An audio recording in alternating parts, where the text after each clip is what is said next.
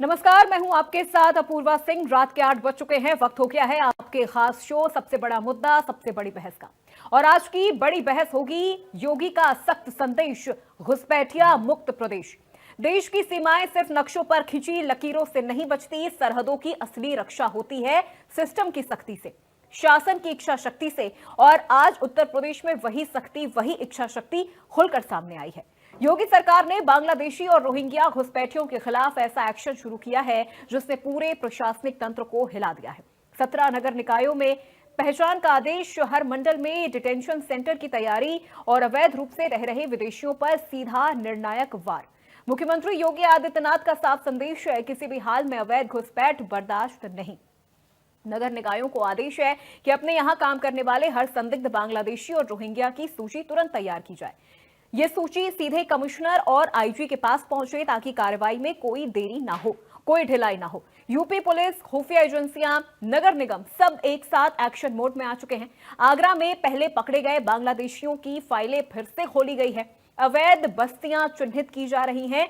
कूड़ा कबाड़ बिनने वालों पर भी खास नजर है। हर उस दरवाजे पर दस्तक दी जा रही है जहां घुसपैठ की एक भी आशंका है। खुफिया एजेंसियां उन बस्तियों पर पैनी नजर रखे हुए हैं जहां बांग्ला भाषा बोलने वाले कबाड़ कारोबारी बड़ी संख्या में रह रहे हैं। हर सूचना गोपनीय तरीके से जुटाई जा रही है, हर संदिग्ध पर नजर है। लेकिन आज की इस बड़ी बहस में असली सवाल सिर्फ कार्रवाई का नहीं, सवाल इसके असर का है, सवाल इसके दायरे का है, सवाल इसके मकसद का है।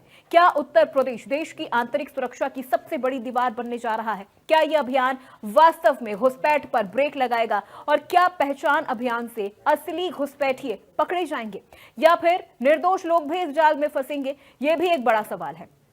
और सबसे बड़ा सवाल, घुसपैठियों पर एक्शन, विपक्ष को चुनाव की टेंशन। आज इन्हीं सवालों के साथ चर्चा करेंगे अपने खास मेहमानों के साथ, लेकिन उससे पहले एक बयान आपको सुनवाते हैं, फिर कुछ सवाल होंगे और फिर चर्चा की शुरुआत करेंगे। अरे ये देश की व्यवस्था जो 140 करोड़ आबादी अपनी है, हम उसकी व्यवस्था करें कि बांग्लादेश से जो लोग आए उनकी व्यवस्था करें? तो उनको अपने देश से बाहर निकालने की जरूरत है। भाई हम अपने लोगों की सुरक्षा करेंगे, अपने लोगों को रोटी कपड़ा मकान शिक्षा दवाई की व्यवस्था करेंगे कि हम बांग्लादेश को करेंगे, अफगानिस्तान को करेंगे, नेपाल को करेंगे? हम अपने देश के लिए करेंगे ना। कौन बांग्लादेश रहेगा, कौन भारत रहेगा, तो तय हो गया। तो जिसको जहाँ रहना है उनको रहना चाहिए। और उसके बाद भी अगर पिछली सरकारों ने इस तरह की घटना कर दी तो निश्चित रूप से भारत के लोक प्रतिनिधित्व कानून में है कि भारत के नागरिक को ही वोट डालने का अधिकार है, तय करने का, और मरे हुए आदमी को वोट नहीं डालने का, 2 जगह वोट नहीं हो। तो SIR तो 2003 में भी हुआ था, इनके समय भी हुआ था। वो तो आज नई कोई प्रक्रिया तो है नहीं। तो आज ये है कि वो गहन हो रहा कि आज ये पता चल जा रहा कि सही में कितना फ्रॉड वोट है। तो फ्रॉड वोट हटना चाहिए और सही वोट से देश की सत्ता।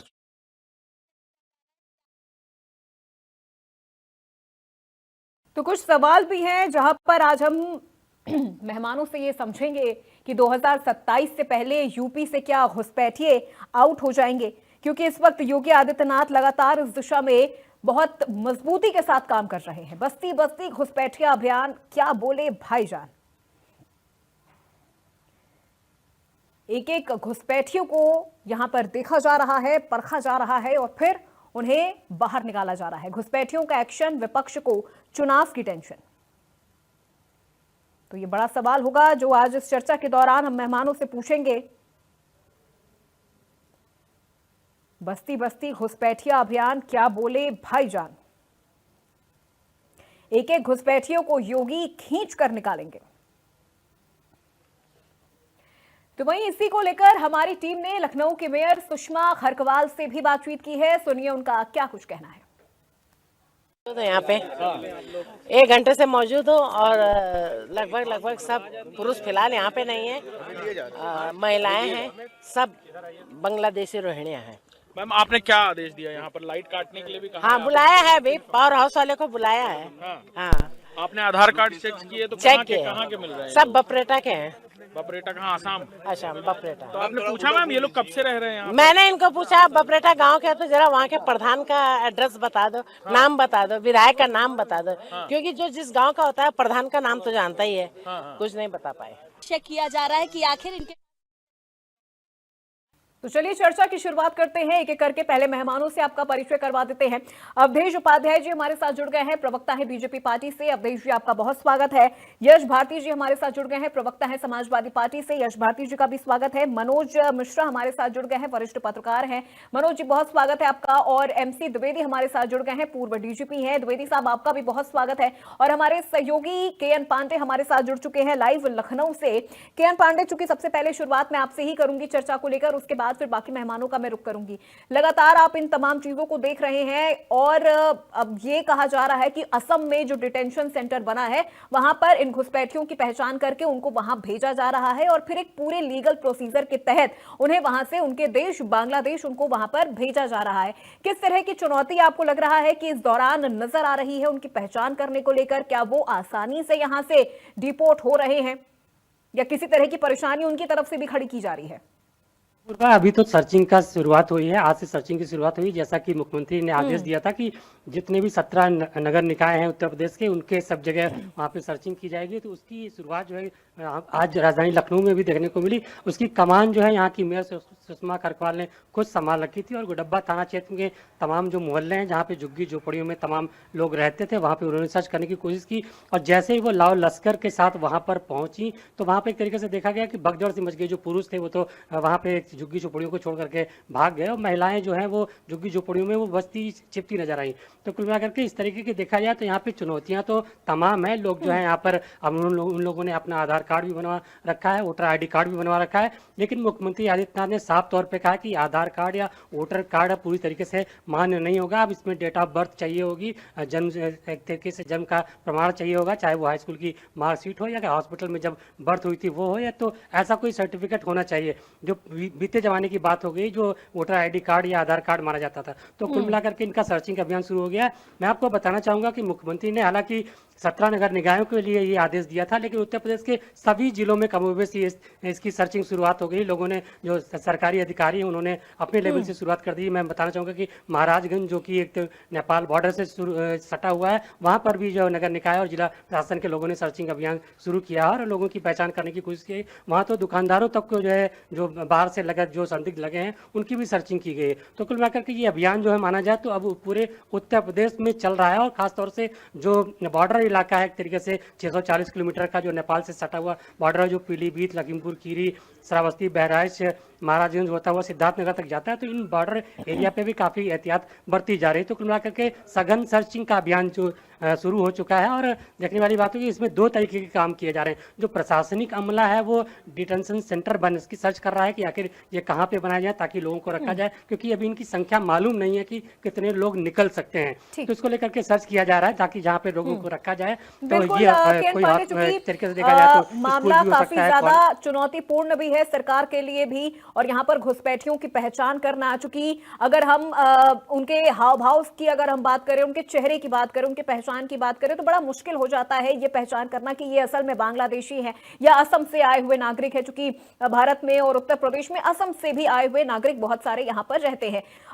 केएन पांडे का एक बार फिर से रुख करते हैं, मेरे सहयोगी है, लगातार हमारे साथ बने हुए हैं, इस पूरे विषय को वो बहुत करीब से देख भी रहे हैं। केएन पांडे, ग्राउंड पर आप देख रहे होंगे, इसको लेकर लोगों में एक ऐसा जो माहौल है वो नजर आ रहा है, डर है, समर्थन है, और कितनी तेजी से प्रशासन ये काम कर रही है? जैसा कि जैसे ही सीएम ने एक तरीके से देखा जाए इसको एक तरीके से आदेश जारी किया या एक तरीके से इनिशिएटिव लिया, उसके बाद ही पूरा जो प्रशासनिक अमला है वो पूरी तरीके से एक्टिव हो गया। तो इसकी शुरुआत पूरी तरीके से पूरे प्रदेश में हो चुकी है और लोग सर्च कर रहे हैं। इसमें आज देखा जाए तो राजधानी लखनऊ में पुलिस प्रशासन जो भी वो भी सर्च करता हुआ नजर आया है। मैं आपको बताना चाहूँगा अपूर्वा कि सर्वोदय नगर जो इंदिरा नगर से लखनऊ में सटा हुआ है, वहाँ पे इलाके में जो है डीसीपी नॉर्थ ने सर्चिंग किया तो वहाँ भी तमाम जो है बांग्लादेशी पाए गए, वहाँ पे रोहिंग्या पाए गए। और सबसे बड़ी बात है कि वहाँ पे एक चीज़ नई चीज़ मिली कि वहाँ पे अवैध रूप से राजधानी में चलता हुआ मदरसा भी पाया गया जिसमें इन रोहिंग्या बांग्लादेशियों के बच्चे पढ़ते हुए देखे गए हैं। तो कुल मिलाकर के एक बड़ा खुलासा हुआ है और सबसे बड़ी बात है कि ये यहाँ पे राजधानी में नाक के नीचे ऐसा होता रहा है। तो कुल मिलाकर के सर्चिंग अभियान जो है सब जगह चल रहा है, गोरखपुर में भी चल रहा है, जितने भी नगर निकाय हैं सब जगह चल रहा है। और इस आदेश को एक तरीके से देखा जाए तो पूरी तरीके से राज्यव्यापी अब एक तरीके से हो गया है।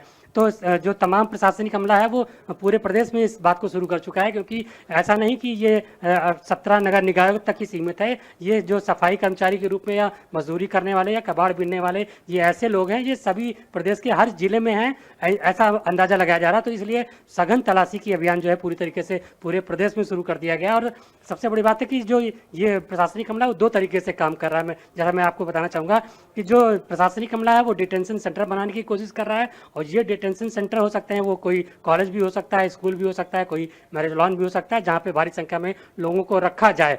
अगर ये चीज़ें यहाँ से नहीं मिलती हैं तो हो सकता है कि कोई बड़ा सा टेंट हाउस भी एक तरीके से लगाया जाए, टेंट हाउस भी बनाया जाए जहाँ पे इन लोगों को रखा जाए, और सर्विलांस में ये लोग रखे जाएंगे। इनको सहूलियतें जो होंगी वो ह्यूमन राइट्स कमीशन के अंतर्गत सारी दी जाएंगी, लेकिन ये सर्विलांस में रहेंगे ताकि कोई एंटी सोशल एक्टिविटी न कर पाएँ। अभी तक माना गया कि ये लोग जो है दिन में जो है कूड़ा बीनने का काम करते थे और रात में चोरियाँ या अपराध भी करते थे। मैं आपको बताना चाहूँगा कि राजधानी लखनऊ में बीते दिसंबर माह में भी जो है वो जो नगर निगम की जो महिला अधिकारी थी वो झुग्गी झोपड़ियों में एक तरीके से तलाशी करने गए। बिल्कुल के एन पांडे आप बने रहिए हमारे साथ। के एन पांडे से लगातार सवाल यहाँ पर वो जवाब दे रहे हैं। के एन पांडे, देखिए अब तो सुप्रीम कोर्ट ने भी इस पूरे विषय को लेकर अपनी टिप्पणी दी है, तो अब इस चीज को चाहे विपक्ष हो या फिर इस चीज का विरोध करने वाले, विरोध करना अब उनके लिए तो आसान नहीं है, क्योंकि अब तो सुप्रीम कोर्ट ने इस पूरे मामले में अपनी टिप्पणी दी है।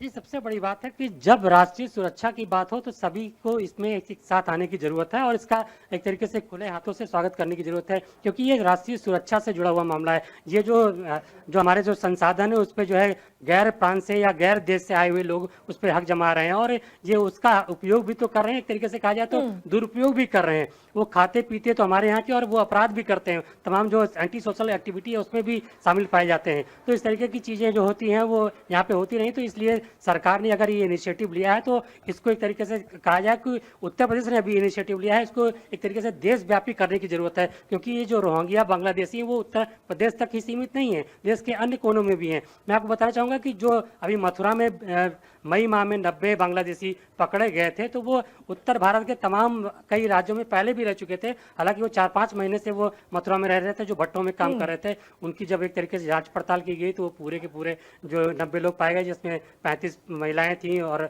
22 बच्चे थे। उसके बाद जो शेष थे वो पुरुष थे।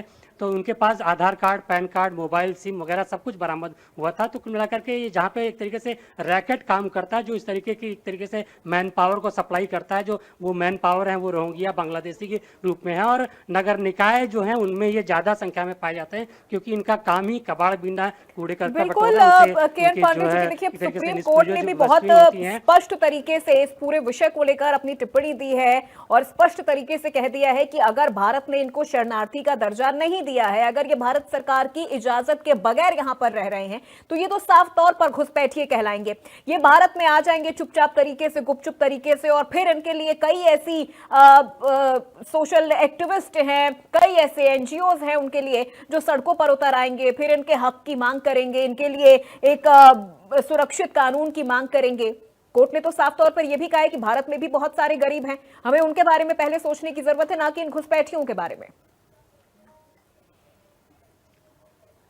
जी हाँ, एकदम सुप्रीम कोर्ट ने साफ तौर पे कहा कि रोहिंग्या बांग्लादेशी जो है इनके लिए रेड कारपेट की व्यवस्था भारत में फिलहाल नहीं होनी चाहिए। जो हमारे संसाधन है उस पर पहले सबसे पहला हक जो है हमारे भारतीयों का है, उनको सबसे पहले मिलना चाहिए, क्योंकि हमारे जो भारतीय हैं अगर उनका हक मारा जाता है तो गैर देशों से आए हुए लोग करते हैं, तो एक तरीके से अक्षम्य अपराध है। जो पहला हक बनता है वो भारत के लोगों का बनता है, चाहे वो गरीब तबके के लोग हों चाहे जो हों, तो उन लोगों का हक बनता है। एक तरीके से कहीं ना कहीं देखा जाए तो सुप्रीम कोर्ट ने एक तरीके से ये जो कमेंट किया है उससे भारत सरकार को, उत्तर प्रदेश की सरकार को बहुत बड़ा बल मिलता है बांग्लादेशियों के खिलाफ, रोहिंग्यों के खिलाफ कार्रवाई करने के लिए। तो ये उत्तर प्रदेश सरकार ने इनिशिएटिव लिया है, अब एक तरीके से पैन इंडिया इसको करने की जरूरत है, और मुझे लगता है कि एक तरीके से यूपी इस मामले में रोल मॉडल बनेगा, और इस तरीके की एक्टिविटी जो है एंटी सोशल एक्टिविटी जो लोग करते रहे हैं उसके खिलाफ जो है पूरे भारत में एक तरीके से अभियान चलाया जाए, क्योंकि जो नगर निकाय है वो पूरे भारत में है और सभी जगह हैं जहाँ पे ये एक तरीके से मजदूरी करते हैं और साफ सफाई का काम करते हैं, क्योंकि ये छोटा काम इसलिए पकड़ते हैं क्योंकि वहाँ पे लोगों की निगाह नहीं जाती है। यहाँ लखनऊ में भी देखा गया कि लगभग 15,000 सफाई कर्मी यहाँ पे काम करते हैं। अभी जो मीडिया पे रिपोर्ट्स आई उसमें लगभग पाया गया कि 80% जो है वो रोहिंग्या बांग्लादेशी हैं जो सफाई कर्मी बिल्कुल बिल्कुल किरण पांडे, और काम चूंकि कर रहे हैं। उसमें हमने देखा हमने गया कि हमने इस जो तरह यहाँ से पे भी जो देखा है कि आउटसोर्सिंग कंपनियां, जी जी बिल्कुल, क्योंकि हमने देखा है कि जब विदेशों में अगर कोई इलीगल तरीके से, कोई भारतीय भी अगर कोई इलीगल तरीके से प्रवेश करता है, जिसे हम जंकी रूट कहते हैं, तो वहां से भी वापसी उसी तरह से की जाती है, डिपोर्ट उसी तरह से किया जाता है विदेशों से। हमने, और अभी कुछ दिन पहले इस तरह के मामले बहुत सारे सामने आए थे जहां एक साथ न जाने कितने भारतीय जो परिवार हैं उनको, जो डंकी रूट से यहां से गए थे, उनको डिपोर्ट किया गया था और भारत ने उन्हें यहां पर लेने से इनकार नहीं किया था। तो सुप्रीम कोर्ट ने तो साफ तौर पर यह चीज कहा है कि एक तो वो पहले इलीगल तरीके से यहां पर आते हैं और फिर विपक्ष या फिर इस पूरे याचिका पर बहस जो कर रही है वकील, वो ये चाहती है कि उन्हें कानूनी तरीके से वापस भेजा जाए। जी पूर्वा, मैं बताना चाहूँगा, अमेरिका से फोर्सफुली हमारे जो एक तरीके से भारतीय गए थे उनके हाथों में हथकड़ियाँ लगा करके वहाँ से भेजा गया था। एक तरीके से उनके साथ अमानवीय तरीके से उनको भारत भेजा गया। हम तो उनके जो यहाँ पे हमारे यहाँ घुसपैठिए हैं, जो बांग्लादेशी हैं, चाहे वो रोहिंग्या हो, हम उनको सर्च करेंगे, उसके बाद एक डिटेंशन सेंटर में उनको रखेंगे। उनको जो एक तरीके से देखा जाए ह्यूमन राइट के तहत उनको पूरी सुविधाएँ दी जाएंगी। उसके बाद उनको जो है वहाँ पे उनके देशों में जहाँ के वो रहने वाले हैं उनको डिपोर्ट किया जाएगा। तो जाहिर सी बात है, जिस तरीके से हमने अपने लोगों को एक्सेप्ट किया है, वैसे जो बांग्लादेशी हैं, चाहे वो रोहिंग्या जो म्यांमार या बांग्लादेश वहाँ बर्मा के रहने वाले हैं, उनको भी अपने लोगों को एक्सेप्ट करना चाहिए। अब देखने वाली बात होगी कि जो इन लोगों की सर्च होती है वो उनकी संख्या कितनी होती है, उनको कैसे भेजा जाता है, क्योंकि इन सब चीज़ों में इंटरनेशनल लॉ भी काम करता है। तो इंटरनेशनल लॉ के हिसाब से ये पूरी प्रक्रिया जो है वो ऑप्ट की जाएगी और उसी के अनुसार ये काम किया जाएगा। तो इन सब चीज़ों को काम करने में, हालांकि ये वन डे प्रोसेस नहीं है, पहले अभी सर्चिंग होगी, उनको फिर डिटेंशन सेंटर में रखा जाएगा। उसके बाद जब ये बहुत लंबा प्रोसीजर है, तो उनको एक तरीके से सर्चिंग भी यहाँ पर बहुत मुश्किल हो जाती है। जाएगी। सर्चिंग में देखिए यहाँ पर किरण पांडे बहुत मुश्किल हो जाती है, क्योंकि मैंने पहले भी कहा था कि यहाँ लखनऊ की अगर हम बात कर ले या पूरे उत्तर प्रदेश की हम बात कर ले, तो असम से भी बहुत सारे जो लोग हैं वो यहाँ पर आकर रह रहे हैं, उत्तर प्रदेश में रह रहे हैं। तो रोहिंग्या, बांग्लादेशी और जो असम से आए हुए लोग हैं, उनके बीच में डिफरेंट कर पाना बहुत ज्यादा मुश्किल हो जाता है, उनकी भाषा को लेकर या फिर उनके पहनावे को लेकर या फिर वो जिस तरह से दिखते हैं, बड़ा मुश्किल होता है उनकी पहचान करना। तो ये भी एक बहुत बड़ी चुनौती यहाँ पर नजर आ रही है, क्योंकि हम लखनऊ में देख रहे हैं कि जो मेयर है वो खुद सड़कों पर उतर गई हैं, वो ऐसे झुग्गी झोपड़ियों में जा रही हैं, ऐसे जो लोग वहां पर रह रहे हैं घुसपैठिए, उनसे मुलाकात भी कर रही हैं। जी हाँ, आज जैसे मेयर यहाँ पे जब सड़कों पे उतरे, एक तरीके से झुग्गी झोपड़ी में सर्च करने गई, तो वहाँ पे लोगों से बातचीत की, तो वो लोग, उन्होंने बताया कि हम असम के बरेटा के रहने वाले हैं। लेकिन जब उन्होंने ये पूछा कि आप अपने ग्राम प्रधान को जानते हैं, उनका नाम क्या है, आपके विधायक, बिल्कुल किरण पांडे, मैं लौटूंगा आपके पास। हमारे मेहमान एक बार फिर से हमसे जुड़ गए हैं, मनोज मिश्रा जी। चूंकि सवाल मेरा पहले आपसे यही था कि विपक्ष इस कार्रवाई को लेकर सवाल उठा रहा है, इसकी टाइमिंग पर सवाल उठा रहा है कि जब इतने वर्षों से बीजेपी की सरकार उत्तर प्रदेश में है, बीजेपी की सरकार केंद्र में है, तो फिर इतने घुसपैठिए आए कैसे आए, तो अब ये कार्रवाई क्यों हो रही है, क्योंकि सुप्रीम कोर्ट की तरफ से बहुत सख्त टिप्पणी इस पूरे मामले में की गई है। घुसपैठिए कोई 2 दिन में, 2 महीने में, 2 साल में नहीं आए हैं, निरंतर आ रहे हैं।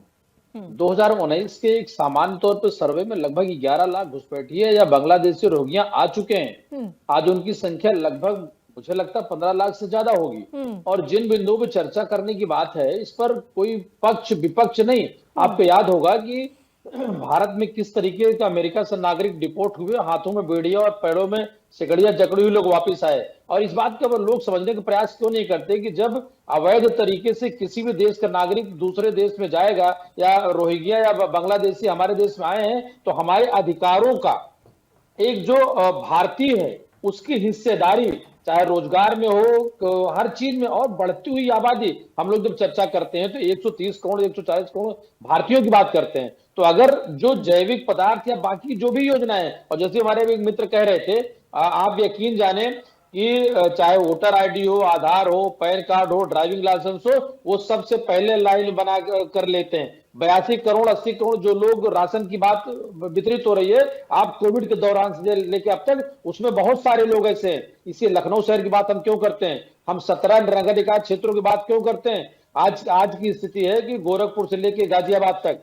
पूरे उत्तर प्रदेश में अधिकतम वो शहरी इलाके, शहरी से बाहर जो तहसील इलाके हैं, वहां आपको हर जगह बांग्लादेशी और रोहिंग्या मिलेंगे। इनकी पंचर की दुकानों से लेकर के, मैकेनिक से लेकर के, साफ सफाई से लेकर के, और जितनी एजेंसियां मायावती सरकार में जो भर्तियां हुई सफाई कर्मियों की, सारे सफाई कर्मियों ने अपनी जगह इनको डिप्यूट कर लिया है, क्योंकि इनको 2 घंटे सुबह 2 घंटे शाम काम करना होता है। वो सारी एजेंसियां जो सफाई के लिए नगर निकाय क्षेत्रों में काम कर रही हैं, आप देखिए तो सभी मोहल्लों की स्थिति यही है, वहां आधे से ज्यादा यही बांग्लादेशी और रोहिंग्या काम कर रहे हैं। और बस्तियां इनकी चारों तरफ मिलेंगी, लखनऊ के चारों कोनों में। आप सीतापुर रोड चली जाए, आप राबरी रोड चली जाए, आप कानपुर रोड चली जाए, आप फैजाबाद रोड चली जाए, अयोध्या रोड चली जाए। और ये खाली लखनऊ की बात नहीं कर रहे हैं, मैं बनारस की बात कर रहा हूं, कानपुर की बात कर रहा हूं, प्रयागराज की बात कर रहा हूं, सभी मंडलों में, सभी बड़े जिलों में। और इनका निकलना, इनका जाना अति आवश्यक है। अब जो मैंने सवाल खत्म कर देता हूं आपका, जी, जी। जो लोग बार बार 2003 की बात करते हैं,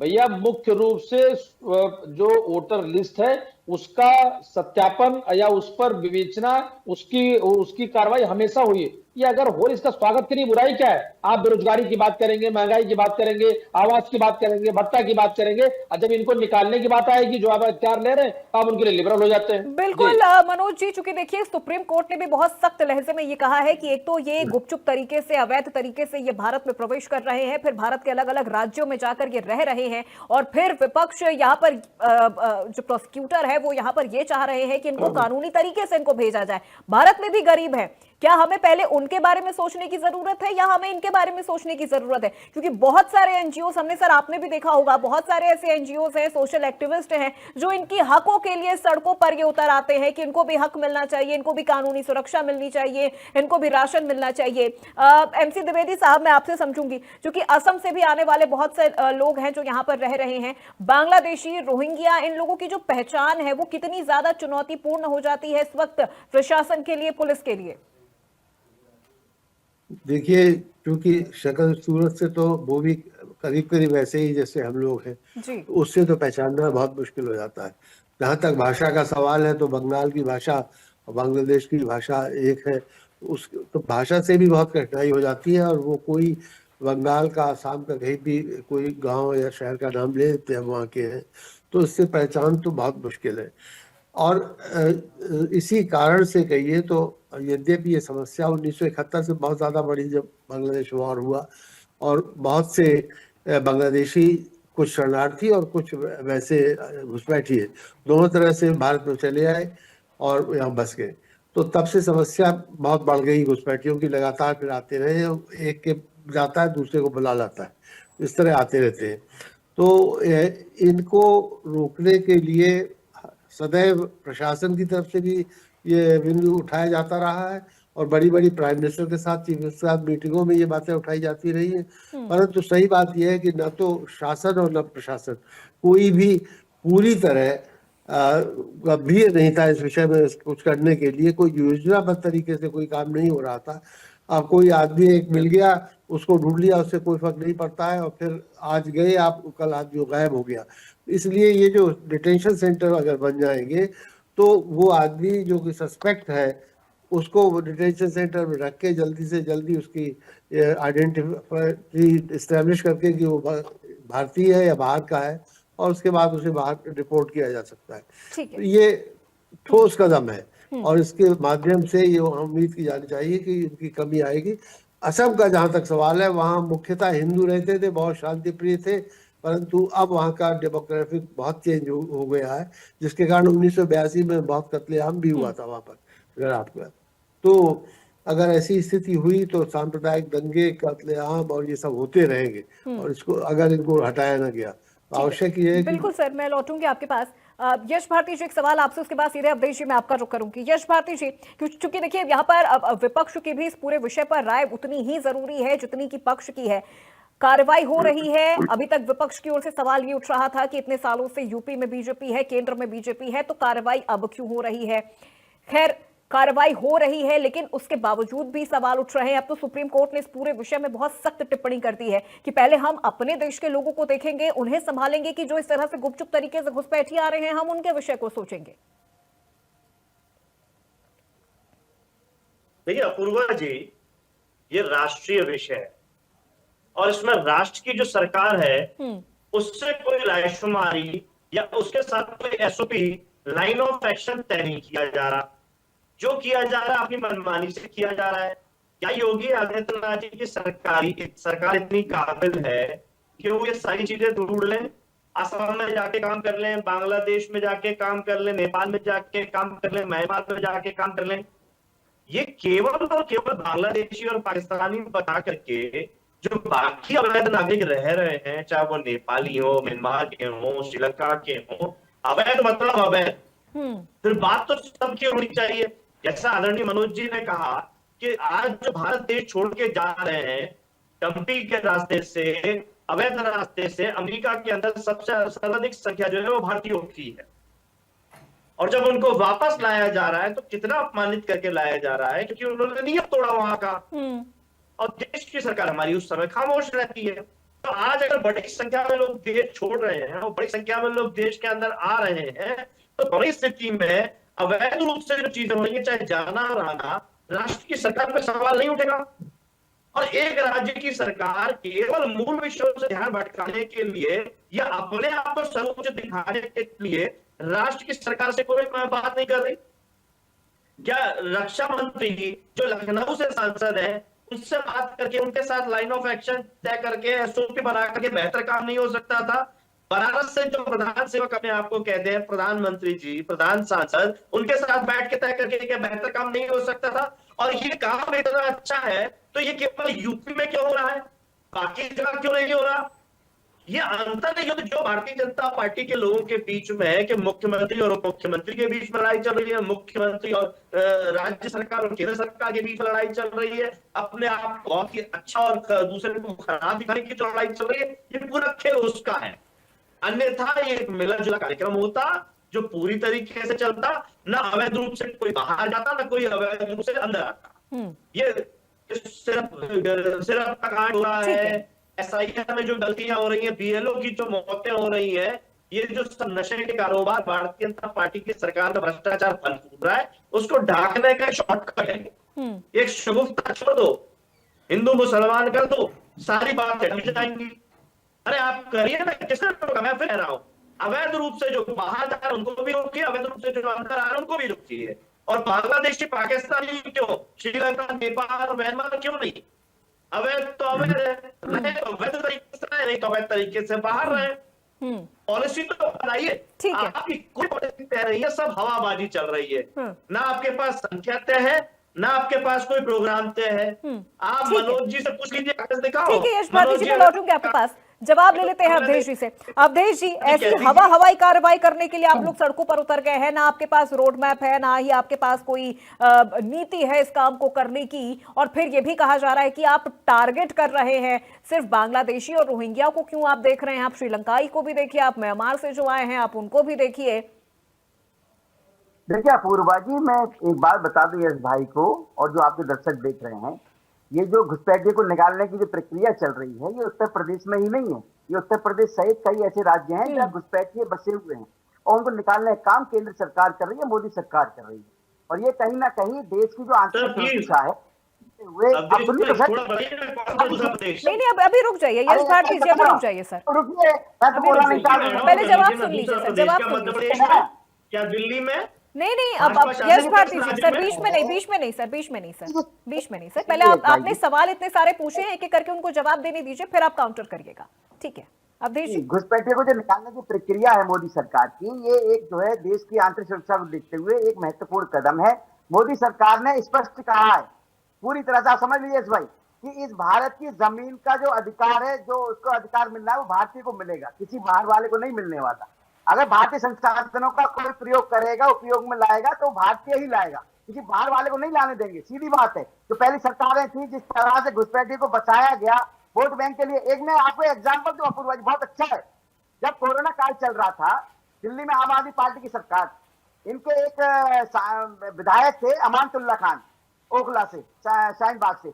उस समय कोरोना काल में शाहीन बाग की जो यूपी की जो जमीन थी, उस समय कुछ यूपी बॉर्डर पे आता है वो, उस जमीन पर रोहिंग्या बसाने का काम किया गया। और सुनिए, हमारे और आपको बिजली कनेक्शन नहीं होगा जल्दी, और ना हमको गैस कनेक्शन मिलेगा, लेकिन उन रोहिंग्याओं को, उन घुसपैठियों को अमानतुल्लाह खान ने तुरंत एक हफ्ते के अंदर अंदर बिजली मुहैया कराई, बिजली कनेक्शन दिलाया, गैस का कनेक्शन दिलाया, पूरी सुविधा जो एक आम जनमानस को मिलती है वो अमानतुल्लाह खान ने वहां उन घुसपैठी को दिलाया।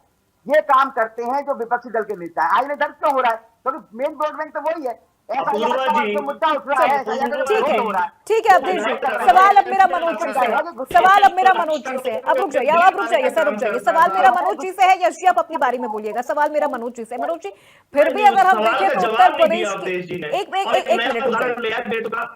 एक मिनट रुक जाइए यश भारती जी। मनोज जी, फिर भी उत्तर प्रदेश की सरकार बड़े कानूनी तरीके से इनको ढूंढ रही है, कानूनी तरीके से इनको यहां से भेजा जा रहा है। असम में जो डिटेंशन सेंटर बना है वहां पर इनको रखा जा रहा है। हमने तो ये तक देखा है कि भारत से जो डंकी रूट से यहां से जो लोग इलीगल तरीके से जाते हैं उनको किस तरह से वापस भेजा जाता है। सरकार फिर भी उनको एक्सेप्ट करती है। सुप्रीम कोर्ट ये कह रहा है कि एक तो पहले वो गुपचुप तरीके से अपने देश में हमारे देश में एंट्री करेंगे, अलग अलग राज्यों में जाकर वो रहेंगे, और फिर उसके बाद उनके लिए कई ऐसी एनजीओज हैं, सोशल एक्टिविस्ट हैं, कई ऐसे नेता हैं जो इनको वोट बैंक के तौर पर इस्तेमाल करते हैं और फिर उनके लिए लड़ने चले आते हैं। एक दौर तो ऐसा भी था जब सपा इनको इनके वोटर आईडी कार्ड बनवाने तक के लिए उतर गई थी सड़कों पे। विदेशों में तो सर ऐसा नहीं होता है। विदेशों में तो अगर किसी पर शक भी है तो उसको सर शूट एंड साइट का ऑर्डर होता है। अपूर्वा जी, विगत 27 सालों से मैं मेघालय, त्रिपुरा, सिक्किम, आसाम, बंगला और खासकर बंगाल में मीडिया से जुड़ा हूं। लगातार मैं महीने में 15 दिन वहां रहता हूं। मुझे जरा समय दीजिएगा, मैं आपको थोड़ा बता पाऊंगा। दरअसल लखनऊ तक या दिल्ली तक ये चल के आए किस बॉर्डर के रास्ते आप बेहतर ढंग से जानती हैं।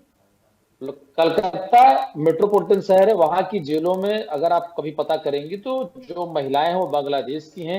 एक बच्चा साथ में लेके आती हैं और दूसरा बच्चा पेट में होता है। उसकी कोई व्यवस्था, कोई कानून नहीं है। संख्या बढ़ने के कई कारण हैं। ज्योति बसु सरकार थी तो बांग्लादेशियों को 3 कट्ठा जमीन दी थी। आज वो उसी जमीन पर 3 फ्लोर के मकान बना के आधा किराए पे दे देते हैं, आधे मस्त जीवन यापन कर रहे हैं। ये बड़ी लंबी बहस का मुद्दा हो जाएगा। मैं बात करता हूं उत्तर प्रदेश पर, खासकर आपके सवाल पे। रही बात, जब बात असम की हो रही थी तो आप ये मत भूलिए कि हमारी जो बाउंड्री एरिया थी बंगाल से और म्यांमार से और बाकी जगहों पे, यहाँ फेंसिंग और यहाँ रोकथाम नहीं थी। लोग आया जाया करते थे। अगरतला त्रिपुरा की ऐसी स्थिति है कि अगर आप हजरतगंज में हैं तो अगरतला में हैं, और अगर आप इंदिरा नगर नहीं बल्कि अगर आप यूनिवर्सिटी पहुंच जाएंगे तो आप बांग्लादेश पहुंच जाएंगे। ऐसा ताना बाना पहले था। अभी चीजों में बहुत पाबंदियां हो गई हैं।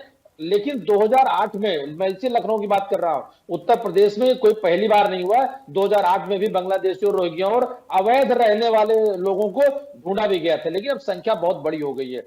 जब जागे तभी सवेरा। मैं इस पर राजनीति की नहीं बात करना चाहता हूं। मैं बात करना चाहता हूं भारत देश के वो मूलभूत रहने वाले जिनका जन्म सिद्ध अधिकार, जो यहाँ के नागरिक है।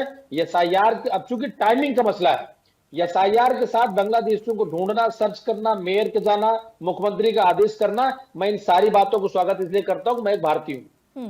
हमारे आने वाली पीढ़ियों में जो बच्चे हैं, जो आज बेरोजगार हैं, अगर ये हटेंगे तो उनको रोजगार मिलेगा। और रही बात, जहां तक भी कुछ मित्र कह रहे थे वोट लेकर के, या अमानतुल्लाह खान जी के भारतीय जनता पार्टी कर रही थी। मित्र, अमानतुल्लाह खान बॉर्डर पर लेने नहीं गए थे। वो किस रास्ते चल के आए होंगे आप उससे बेहतर जानते हैं। 2014 2025 सरकार आ गई, इसमें बहस करेंगे, बहुत लंबा हो जाएगा। लेकिन स्वागत करते हैं। सुनिए, अरे भाई सुन लीजिए महाराज, आप विदेशी की बात करते हैं, चाइना हम सामान लेने नहीं जाते। होली, दीपावली, ईद, बकरीद, यही लाखों करोड़ों सामान बिक जाता है, आता हुआ इंपोर्ट करके अब लीगल तरीके से। इसकी बहस मत करिए, बहस करिए मुद्दे की। अवैध घुसपैठी, और खासकर लखनऊ में जितने भी लोग हैं, जिस भी देश से आए हुए हैं, उनके लिए कोई मानव अधिकार की बात लोग करते होंगे। क्यों मानव अधिकार की बात भारतीयों के साथ क्यों नहीं होती विदेशों में? उनको बाहर जाना चाहिए, रिहेबिलिटेशन सेंटर को अलॉट करें, उनको चिन्हित करें और उनको वापस भेजें। मैंने मोटा 3 एग्जाम्पल आपको पूर्वा दे दिया है। अवैध तरीके से आने वाले बॉर्डर से महिलाएं बच्चों पति समेत आती हैं। ये सिलसिला लगातार बंगाल में जारी है, जिसका विरोध झेलना पड़ रहा है। ज्योति बसु वहीं के पूर्व मुख्यमंत्री, स्वर्गीय हो गए, बड़े नेता थे। उन्होंने लाखों लोगों को बसाया था।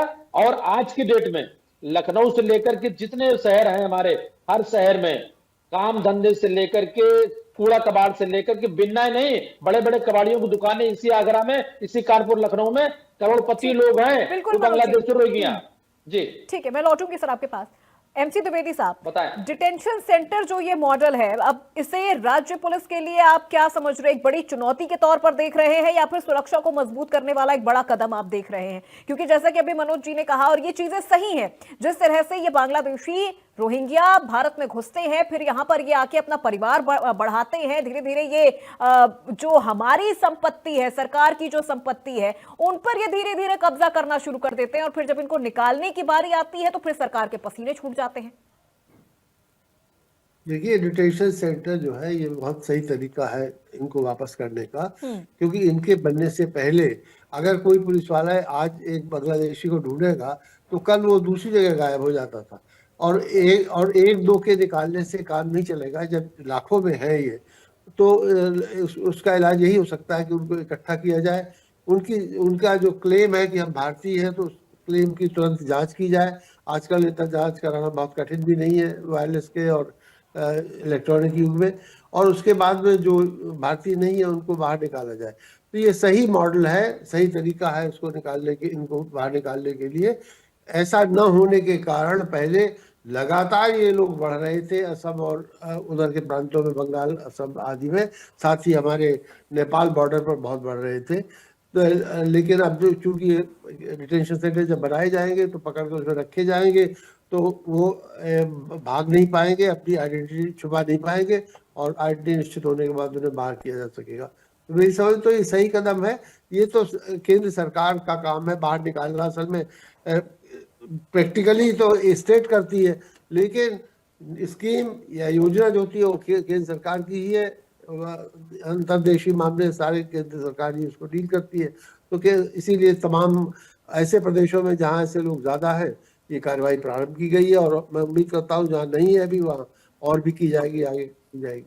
जी ठीक है। यश भारती जी, उस वक्त कुछ सवाल आपके थे, कुछ काउंटर आप कर रहे थे इस विषय को लेकर।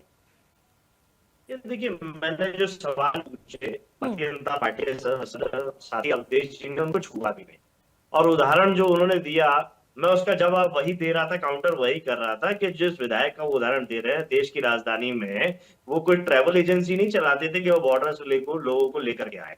सरकार क्या कर रही थी उसकी जिम्मेदारी इनकी ये कोई तय नहीं कर पाते। और दूसरी सबसे बड़ी बात अभी रुक जाइए प्लीज रुक जाइए। शांत रहने को नहीं ठीक है अवधेश जी प्लीज अभी रुक जाइए। अभी 2 मिनट का समय मैंने दिया है यश भारती जी को। समर्थन करते हैं, घुसपैठियों को समर्थन कर रहे हैं। ठीक है, अभी 2 मिनट मैंने यश भारती जी को दिया है, एक बार आप उनकी बात सुन लीजिए संयम के साथ, फिर अवधेश जी मैं आपका रुख करूंगी। ठीक है यश भारती जी, आप जवाब दीजिए। ठीक है, मैंने जो सवाल उठाया मैं वही बात कह रहा हूँ। जो केंद्र सरकार का काम है वो राज्य सरकार करने की कोशिश कर रही है। अंतर्निहित जो योगी और मोदी का है वो मुख्यमंत्री और मुख्यमंत्री का है, ये स्पष्ट देख रहा है। मिलजुल करके अगर ये काम होता और बेहतर होता, ना अवैध रूप से कोई बाहर जाए ना अवैध रूप से कोई अंदर आए। मैं दोनों चीजों की बात कर रहा हूँ। इसमें कौन नहीं चाहेगा जो फुटेज देखी जिसका जिक्र मनोज ने किया कि हथकड़ियों में बंधे हुए हमारे भारतीय वापस आ रहे हैं, उस फोटो को देख के किसी को गर्व महसूस हुआ होगा क्या? हर आदमी शर्मसार हुआ होगा, देश शर्मसार हुआ पूरी दुनिया के सामने कि अवैध रूप से लोग देश छोड़ करके जा रहे हैं, तो लौटाए जा रहे हैं हथकड़ियों में। उसमें बच्चे भी थे, महिलाएं भी थे, पुरुष भी थे। तो ये सारे फोटोज जो है ये हमारे लिए दुखदायी है। तो देश में वातावरण निर्माण करना है तो मिलजुल के करना है, लेकिन केंद्र सरकार और राज्य सरकार जब आपस में नहीं मिल पा रही, जो एक ही पार्टी की है, एक ही दल की है, जो कहती है हमारा संगठन बहुत मजबूत है, हम अनुशासित में रहते हैं, तो कहाँ गया इनका संगठन और अनुशासन? जो सरकार को नहीं जोड़ पा रहा, जो आपस में नहीं जोड़ पा रहा, कोई एसओपी, कोई लाइन ऑफ एक्शन हिसाब नहीं कर पा रहा, ये भिन्नता जो दिख रही है ये दिख। और केवल मैं फिर वही दोहरा रहा हूं, केवल बांग्लादेश और रोहिंग्यों के लिए क्यों? क्योंकि उसमें से आपको जो टोन आती है, जो स्मेल आती है, वो मुस्लिम की आती है। तो आप हिंदू मुसलमान करना चाहते हो, आप अवैध घुसपैठिए या अवैध लोगों पे काम नहीं करना चाहते, आप काम करना चाहते हो कि हिंदू मुसलमान की टोन आएगी तो हमारा काम चलेगा, हमारी राजनीति बेहतर चलेगी। योगी जी अपने आप को प्रधानमंत्री का मजबूत। तो क्या आपको ऐसा लग रहा है कि जिन घुसपैठियों को बाहर निकाला जा रहा है अब उनसे उनका धर्म भी पूछा जा रहा है कि वो हिंदू हैं या फिर मुसलमान हैं, और फिर अगर ये देखा जा रहा है कि नहीं ये मुस्लिम है तो ही उनको बाहर निकाला जा रहा है? क्या ऐसा आपको लग रहा है? अपूर्वी सवाल मुझसे? जी यश भारती जी आपसे इस पे जवाब दीजिए, फिर मैं सीधे अवधेश जी से यही सवाल लगातार जिस तरीके से केवल बांग्लादेशी और रोहिंग्या बोला जा रहा है, भाई आप घुसपैठियों की बात करें तो घुसपैठिए करिए ना, सिलेक्टिव क्यों कर रहे हो? हम तो बांग्लादेशी को भी नहीं, नहीं लेकिन छोड़ना कोर्ट चाह ने रहे, तो हम फिर तो ऐसा रोहिंग्या कोई को भी शब्द नहीं छोड़ना इस्तेमाल चाह नहीं रहे। किया है। कोर्ट ने तो ऐसा कोई शब्द इस्तेमाल नहीं किया है। कोर्ट ने तो साफ तौर पर घुसपैठिए ही शब्द बोले हैं। अपूर्वा जी, एक तरफ आप बांग्लादेशियों से बुराई मानो और बांग्लादेश पूरा जिससे बुराई माने उसको आप रेड कार्पेट बिछा करके यहाँ पे रख रखे बैठे हो शेख हसीना जी को। सर वो तो लीगल तरीके से है ना, वो तो लीगल तरीके से, वो तो डिप्लोमैट का मामला है, वो तो डिप्लोमैट का मामला है सर, वो लीगल तरीके से है, वो कोई घुसपैठ करके तो नहीं आई है। अपूर्वा जी मेरी बात तो कहने दीजिए ना, फिर आप कहिएगा ये डिप्लोमेट मामला है तो केवल हमारे देश के लिए क्यों है? और अगर बांग्लादेश का प्रमुख हमारे लिए अच्छा है तो फिर बागी बांग्लादेशी भी अपना लीजिए। ये दोहरे मापदंड मत चलाइए ना, दुनिया में उनको कहीं भी सहारा मिल सकता था। सर हमारे देश से अगर कोई भारतीय लीगल तरीके से विदेशों में जा रहा है, अमेरिका जा रहा है, कनाडा जा रहा है, वहां जाकर व्यापार कर रहा है, तो क्या उनको भगा दिया जा रहा है? जो डंकी रूट से जा रहे हैं उनको भगाया जा रहा है सर, उनको वहां से हमारे देश में वापस भेजा जा रहा है, डिपोर्ट किया जा रहा है। अवधेश उपाध्याय जी, ये दो तरफा बातें हो रही है। कौन जा रहा है? नहीं सर, नहीं सर, अमेरिका आ रहा है क्या लेने? अमेरिका आ रहा है क्या लेने? लोग क्यों जा रहे हैं डंकी रूट से? अपनी जान जोखिम में डाल के क्यों जा रहे हैं? उसका जवाब कौन देगा? उसका जवाब समाजवादी तो पार्टी इसका ये मतलब तो नहीं है ना सर कि अगर शेख हसीना यहाँ रह रही है तो फिर हम सारे बांग्लादेशियों को यहाँ पर आने दें जो घुसपैठ कर रहे हैं, जो गलत तरीके से गुपचुप तरीके से आके रह रहे हैं, परिवार बसा रहे हैं, जिन संपत्तियों पर हमारे देश के लोगों का अधिकार है उन संपत्तियों का वो इस्तेमाल कर रहे हैं। ये तो फिर सही नहीं है ना सर। इन चीजों को इस तरह से आप कैसे कवर फायर कर सकते हैं कि शेख हसीना रह रही है तो बांग्लादेशियों को भी रहने दिया जाए? सर ऐसे तो हमारे सर दिल्ली में जाकर देखिए कितने तमाम नाइजीरियंस रह रहे हैं। अरे मैं ये पूछ रहा हूँ, पूरा बांग्लादेश जिसको ढूंढ रहा है उसको सहारा क्यों दे रहे हो और बाकी बांग्लादेशियों पर राजनीति कर रहे हो? वो डिप्लोमेट का मामला है सर, वो डिप्लोमेट का मामला है। उस विषय को लेकर हम अभी चर्चा क्यों करें? वो डिप्लोमेट का मामला है। लेकिन क्या शेख हसीना गुपचुप तरीके से आई हैं, तारों के नीचे से आई हैं, घुसपैठ करके आई हैं? नहीं, उस तरह से नहीं आई है सर। तरीके से आई, पहले छुपाया गया, आज भी बताया नहीं जाता कि वो भारत में है, आज भी नहीं बताया जाता कि वो भारत में है, गुपचुप तरीके से रखा गया है। अरे जब भी सरकार से पूछा जा रहा है। चलिए ठीक है यश भारती जी, ये डिप्लोमेट का मामला है, इस पर हम इस विषय पर हम चर्चा करने लग जाएंगे तो हम अपने असल मुद्दे से भटक जाएंगे। अवधेश उपाध्याय जी, शेख हसीना को रखा गया है तो क्या इसका मतलब है कि पूरे बांग्लादेशियों को यहाँ पर रखा जाए? फिर सवाल ये उठ रहा है कि आप टारगेट कर रहे हैं, मुस्लिमों को ही सिर्फ टारगेट कर रहे हैं, आप क्यों बांग्लादेशी और रोहिंग्या कह रहे हैं? जबकि मैं तो यहाँ सुप्रीम कोर्ट का जिक्र कर रही हूँ। सुप्रीम कोर्ट ने कभी घुसपैठिए ही शब्द का इस्तेमाल किया, उसने ना तो बांग्लादेशी कहा है ना तो रोहिंग्या कहा है। बिल्कुल अपूर्वा जी, सरकार कर रही है। एक मिनट रुक जाइए यश भारती जी, मैं तो सुप्रीम कोर्ट के संदर्भ से सर सवाल पूछ रही हूँ। रुक जाइए यश भारती जी, अब रुक जाइए सर, अब रुक जाइए, अभी रुक जाइए यश भारती जी, प्लीज सर रुक जाइए, अभी रुक जाइए यश भारती जी, ठीक है यश भारती जी, अभी रुक जाइए। अवधेश जी, तो फिर कैसे काम चलेगा? भाई जो बात कर रहे हैं वो बिना तथ्य के आधार पर बात कर रहे हैं, जिनका कोई तथ्य है ही नहीं। मैं बताऊं, ये कह रहे हैं कि मशवरा नहीं किया, केंद्र सरकार अलग काम कर रही है। मैं शुरू में ही कहा था उत्तर प्रदेश सहित कई राज्यों में ये काम हो रहा है जो घुसपैठी को निकाला जा रहा है। राज्य का नाम बताइए ना, मैंने रुक जाइए यश भारती जी, दूसरे राज्य का नाम बताइए उत्तर प्रदेश के अलावा।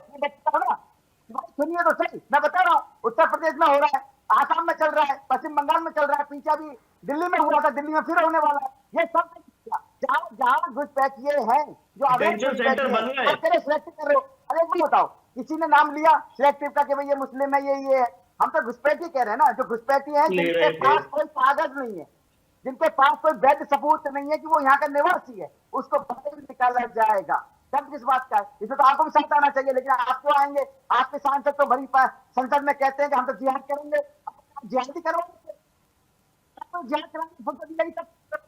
आप अवैध रूप से भारतीयों को भारत छोड़ने पे मजबूर कर दोगे और उस सवाल से भागोगे। आप बताओ ना, अवैध रूप से भारतीय भारत क्यों छोड़ रहे हैं? तो इसका ये मतलब है कि जो अवैध तरीके से भारत में आ रहे हैं उनका हम एकदम रेड कार्पेट बिछा के स्वागत करें सर, उनको यहाँ से ना भगाया जाए? छत्तीसगढ़ में ये कार्रवाई चल रही है, राजस्थान में ये कार्रवाई है, ओडिशा में है, असम में है, उत्तर प्रदेश में है, 5 राज्यों में इस वक्त ये कार्रवाई चल रही है सर। इतना मत बचाइए, उसके लिए अवधेश जी है ना नहीं नहीं बताने यश भारती के जी लिए। प्लीज अब यहाँ पर ये चीजें मत करिए सर। आप क्यों बता सपा के दौरान कितनी नहीं, कार्रवाई आप हुई? उनके सपा के दौरान कितनी कार्रवाई हुई? एक कार्रवाई आप बता दीजिए तो कि राज्य सपा के सरकार- दौरान इतनी कार्रवाई अरे हुई, वाह। हमने इतने घुसपैठियों को यहाँ अरे से वाह। भगाया। बहुत बढ़िया। चलिए मुझे संख्या बता दीजिए मोदी सरकार में ठीक है कितने ठीक है, घुसपैठियों को अब बाहर रुक किया जाइए गया? अवधेश जी, बताइए। अभी आप भी रुक जाइए। यश भारती जी अब आप भी रुक जाइए। मनोज मिश्रा जी, आप ही संख्या मनोज बता मिश्रा जी दीजिए। मोदी सर रुक सरकार जाइए, के रुक 11 जाइए साल में कितने घुसपैठियों को भारत से बाहर किया गया? सर आप आंकड़ा दीजिए ना, सपा ने कितने घुसपैठियों को बाहर किया? 5 साल आपकी भी अरे मैं सरकार आपसे थी। पूछ रहा हूँ भाई, सांसद मैं है, आपसे पूछ रहा हूँ। याद करने के लिए इस पर आपने क्या सपा कार्रवाई कैसे भेज देगी ये भी थोड़ा समझा दीजिए। सपा कैसे भेज देगी थोड़ा ये भी समझा दीजिए। देश के सवाल मुसलमानों जो को आप कर रही हैं उसका जवाब तो दे दीजिए मुझको। बोल रहा है मुसलमानों को भाई, ये तो बता दो चलिए, इनको। ये ठीक है। अपूर्वा जी मैं बोलूं कुछ? ठीक है अवधेश जी अब रुक जाइए सर, अब रुक जाइए अवधेश जी, यश भारती जी अब रुक जाइए जी। Manoj ji sir closing comment के साथ इस पूरे विषय को लेकर जवाब दीजिएगा कि अगर शेख हसीना भारत में रह रही है, वो डिप्लोमेट का मामला है, लेकिन फिर भी उसको इस पूरे मामले में घसीटा जा रहा है कि वो अगर भारत में रह रही तो क्या हम बांग्लादेशियों को भी एक्सेप्ट कर ले, जबकि सुप्रीम कोर्ट ने क्लियर कट सिर्फ घुसपैठिए शब्द इस्तेमाल किए हैं। यश भाई जरा मौका देंगे मैं थोड़ा बोल रुक पाऊंगा। जाइए यश भारती जी, रुक जाइए। बड़ा अनुरोध होगा आपसे। ठीक है अपूर्वा मनोज जी, जी। मैं आपके सवाल पर ही आता हूं और एक बात बता दूं। हर ब्लॉक, जिला पंचायत और थाने तहसील के अंतर्गत वहां के थाना अध्यक्ष और एसडीएम को अधिकार है कि अगर कोई भी अवैध तरीके से आकर वहां रुका है तो अपनी टेरिटरी के बाहर जिले में और जिले के बाहर प्रदेश में और प्रदेश की बाउंड्री को बाहर करना, ये संविधान है, दायित्व, अधिकार है, ये जुर्म है। अब मुद्दे की बात कर लेते जो आपने सवाल किया शेख हसीना को लेकर के। शेख हसीना जी, मैं फिर कहना चाहूंगा कि जो भी लोग बिना सरकार की अनुमति, सहमति, वीजा, पासपोर्ट से अवैध तरीके से आए हो, वो किसी भी देश को घुसपैठिए हो, उनको नियमानुसार बाहर जाना चाहिए। नहीं जाते तो सरकार कठोर कार्रवाई करके बाहर करे। अब रही बात जो सवाल था शेख हसीना जी को लेकर के, देखिए राष्ट्राध्यक्षों के लिए, डिप्लोमेट्स के लिए, लोकतंत्र में प्रमुख पदों के लिए एक अलग व्यवस्था अभी भी है, पहले भी रही है। पहले भी एक दूसरे की मदद करते रहे हैं, आगे भी करते रहेंगे। वैसे हालात ऐसे नहीं है, लेकिन ये दुर्भाग्य की बात है कि नेपाल हो गया, इससे पहले श्रीलंका, फिर बांग्लादेश या बगल में पाकिस्तान है, उनकी हम चर्चा करें, बड़े लंबा विषय भी अलग हो जाएगा। लेकिन उत्तर प्रदेश से घुसपैठियों को जो अवैध तरीके से आए हो, किसी भी देश के हो, अगर बांग्लादेशी और रोहिंग्या कहने पे किसी को आपत्ति हो रही है, मुझे फर्क नहीं पड़ता। लेकिन मुझे इसी लखनऊ में श्रीलंका को कोई नहीं दिखा, नाइजीरिया को कोई नहीं दिखा। तो अगर हमारे बॉर्डर एरिया जहां खुले हुए हैं, जहां से लोग अवैध तरीके से घुसते हैं, वो आए हैं, तो उनका जाना अति आवश्यक है। और ये इस पर सरकार कोई भी हो, किसी भी राज्य की हो, उसको कठोर कार्रवाई करनी चाहिए। ठीक है मनोज जी। एमसी द्विवेदी साहब, अब इस पूरे विषय पर सर मैं आपका क्लोजिंग कमेंट भी जानूंगी, क्योंकि ये विषय इस वक्त जितना ज्यादा चर्चा का बनता जा रहा है, उतना ही ज्यादा ये देश की सुरक्षा से भी जुड़ा हुआ विषय है। जी बिल्कुल सही है। देखिए, जहां तक शेख हसीना का सवाल है, वो जब भी रही वो भारत के साथ फ्रेंडली रही है, हिंदुओं के साथ भी फ्रेंडली रही है, लेकिन आज की सरकार दोनों के खिलाफ है। तो उनको दूसरे बांग्लादेशियों से कंपेयर करना उसका कोई तुक नहीं है। और दूसरे ये कि हम जब अंतर्राष्ट्रीय मामला होता है तो हम ये देखते हैं कि कौन हमारे साथ फ्रेंडली है, हम उसके साथ डिफरेंट ट्रीटमेंट करते हैं। अमेरिका और यूरोप भी ऐसा करता है, हर देश ऐसा करता है। तो अगर हम मान लीजिए हमें मुस्लिमों से खतरा है, बाहर से आने वालों से, तो हमें कोई कहने में एतराज नहीं है कि हम इनको पहले निकालेंगे। और हिंदुओं से खतरा नहीं है, कम है या नहीं है, तो वो अगर आएंगे तो हम उतना उनके पीछे नहीं पड़ेंगे। तो ये अंतर्राष्ट्रीय मामलों में हम देश हित की बात पहले सोचते हैं, और उस देश हित में अगर ये किया जा रहा है कि मान लीजिए हम टारगेट भी किया जा रहा है किसी कम्युनिटी को, लेकिन है तो घुसपैठिए ही, तो मैं इसमें कोई गलत नहीं समझता हूँ। ठीक है, तो मैं समझता हूँ सही कदम ले रही है सरकार। पहले सरकारों ने ऐसा नहीं किया, ये करना चाहिए था। बिल्कुल बिल्कुल एमसी द्विवेदी साहब, ये चीजें होनी चाहिए और बहुत जरूरी है। अब इसकी टाइमिंग पर अगर सवाल उठ रहा है तो फिर ये विपक्ष की अपनी परेशानी है, लेकिन यहाँ पर ये जो कार्रवाई हो रही है ये बहुत जरूरी है देश की सुरक्षा के लिए, राष्ट्र की और प्रदेश की सुरक्षा के लिए भी। 5 प्रदेश हैं जहां पर ये पूरी कार्रवाई चल रही है। बहुत शुक्रिया हमारे सभी मेहमानों का हमारे साथ चर्चा में जुड़ने के लिए, चूंकि वक्त इतनी ही इजाजत दे रहा है। अवधेश उपाध्याय जी, यश भारती जी, मनोज मिश्रा जी, एमसी द्विवेदी साहब और हमारे सहयोगी केएन पांडे। चूंकि अब यहाँ पर मामला घुसपैठियों को लेकर है और सुप्रीम कोर्ट ने इस पूरे मामले में बहुत सख्त लहजे में टिप्पणी की है कि जो गुपचुप तरीके से हमारे देश में आ रहे हैं और फिर अलग अलग राज्यों में जाकर रह रहे हैं, जो हमारी ही संपत्ति का जो हनन कर रहे हैं, हमारे ही संसाधनों का जो इस्तेमाल कर रहे हैं, उनके लिए हम रेड कारपेट नहीं बिछाएंगे। वो आते गुपचुप तरीके से हैं, लेकिन उनको कानूनी तरीके से भेजा जा रहा है और ये बहुत जरूरी हो गया है। बांग्लादेशी हो चाहे रोहिंग्या हो, उनको भेजा जा रहा है। असम में डिटेंशन सेंटर बना हुआ है। अब विपक्ष इस पर हाय तौबा मचाए, उनको वोट बैंक की तरह अगर इस्तेमाल कर रही थी विपक्ष, तो उसके लिए बहुत बड़ी परेशानी है, क्योंकि अब यहां पर अगर वो ये कह रहे हैं कि सिर्फ टारगेट किया जा रहा है, एक धर्म को टारगेट किया जा रहा है, तो ये भी मुझे लगता है उनकी बहुत बड़ी गलतफहमी है। तो फिलहाल इस चर्चा में मेरे साथ बस इतना ही। प्रदेश की तमाम खबरों के लिए आप देखते रहिए इंडिया न्यूज उत्तर प्रदेश उत्तराखंड।